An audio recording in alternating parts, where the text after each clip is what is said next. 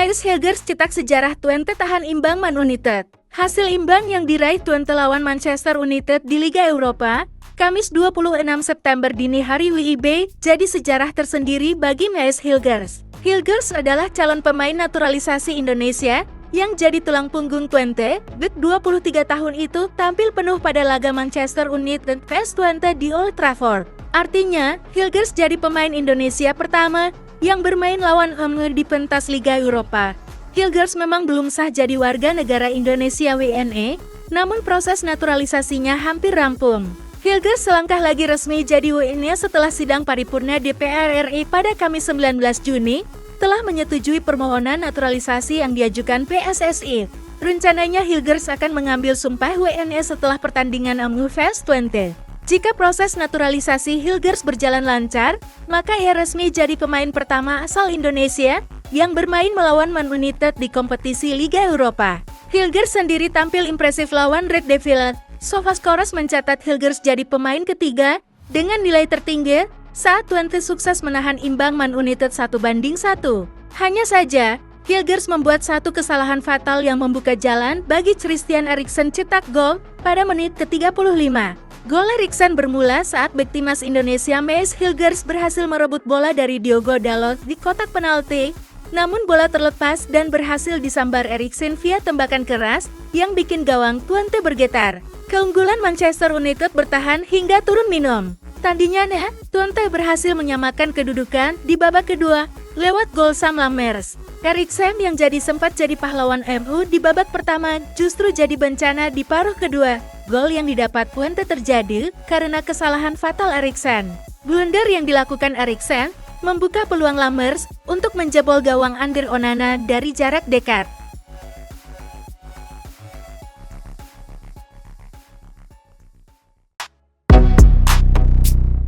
Indra Syafri sempat marah di laga Indonesia vs Maladewa. Pelatih timnas Indonesia U20 Indra Syafri mengaku marah saat jeda babak pertama melawan Maladewa di Stadion Madia, Rabu 25 September. Babak pertama pertandingan Grup F kualifikasi Piala Asia U20 tahun 2025 ini berakhir imbang. Indonesia memiliki 13 peluang, tetapi tak ada yang berbuah gol.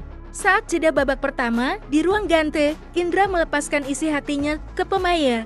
Ia marah sebagai pelatih untuk memantik semangat juang pemain di lapangan pertandingan. Saya puas melihat penampilan tim, tapi saya bicara di antar babak tadi. Main bagus saja gak cukup. Yang penting di sepak bola itu menang, kata Indra saat jumpa pers. Bagus main, tapi gak menang untuk apa? Makanya saya bilang saya harus ganti kalian, dua winger saya tarik keluar. Saya masuk satu striker dan masukin satu gelandang. Upaya provokasi Indra di ruang ganti berjalan mulus.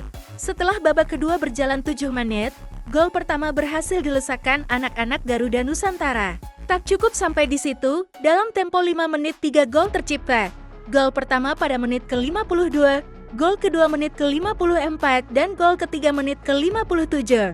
Indra mengakui bahwa pertahanan dalam yang dipraktikkan Maladeo membuat Dontri Pamungkas dan kawan-kawan agak kewalahan di babak pertama. Jadi tadi memang saya sedikit keras di antar babak, ya kalian main bagus teh ya. Saya salut kalian main bagus, tapi kalau kalah, main bagus itu apa? Kata Indra. Berikutnya, timnas Indonesia akan bentrok dengan Timor Leste.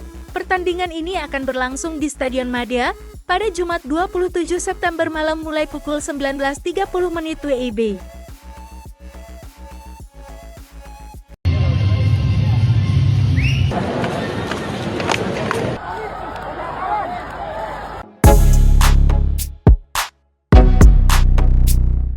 Jens Rasen cetak gol, Indonesia menang 4-0.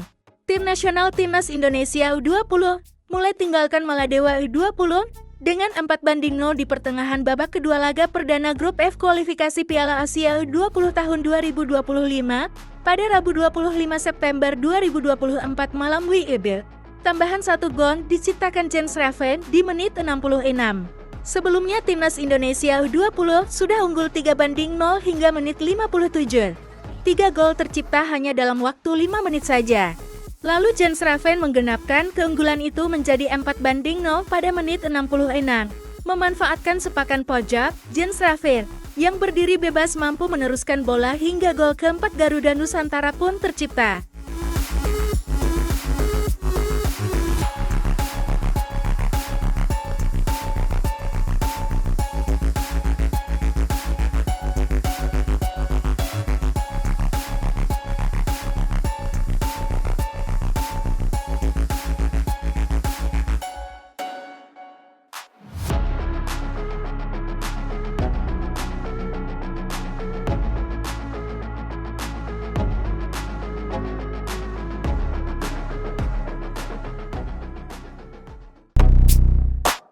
Jadwal resmi Timnas Indonesia vs Jepang dan Arab Saudi.